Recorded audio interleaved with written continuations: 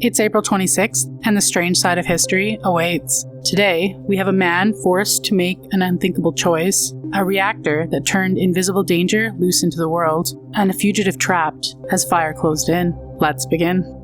On April 26, 2003, Aron Ralston stepped alone into a narrow section of John Blue Canyon in Utah, never telling a single person where he was going. Deep inside the twisting rocks, the canyon closed around him like a trap. And then it happened. An 800-pound boulder suddenly shifted and dropped.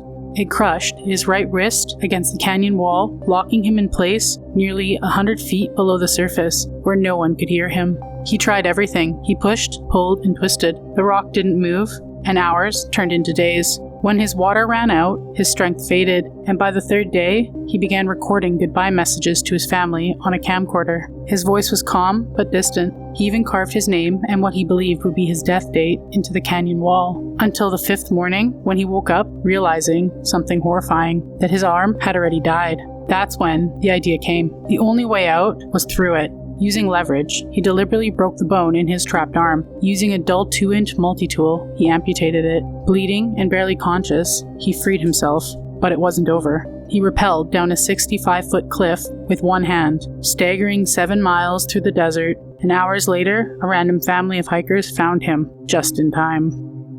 Against every possible outcome, he survived, and years later, he returned to that canyon, not to escape it, but to leave part of himself behind, where he scattered ashes of his amputated arm.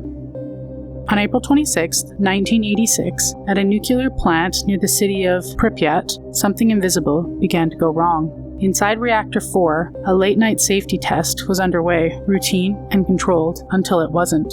A sudden surge of power spiraled out of control, and then without warning, 2 explosions tore through the reactor.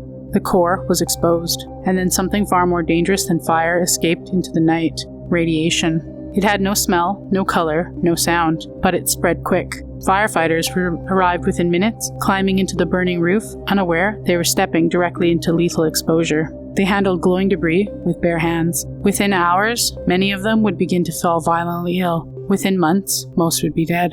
A radioactive cloud drifted silently across Europe, contaminating forests, rivers, and entire cities. The nearby town of Pripyat slept through the night. By morning, nothing looked different, but within 36 hours, the entire city was evacuated. People leaving behind meals, pets, and their lives, expecting to return in days, but they never did. In the weeks that followed, over 500,000 workers, later called the liquidators, were sent in to contain the disaster, often with little protection, knowing the risks. Many didn't come back, and today, the reactor remains sealed beneath layers of steel and concrete, and surrounding it, a silence exclusion zone. Entire lives were abandoned, and some of those homes still sit exactly as they were left.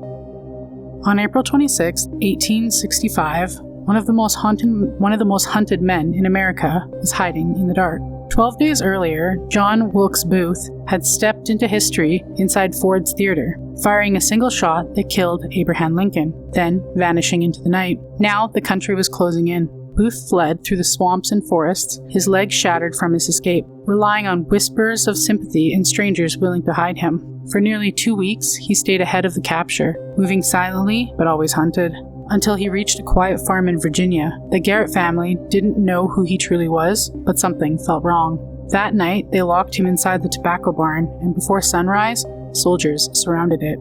There was nowhere left to run, and his accomplice surrendered. Booth did not.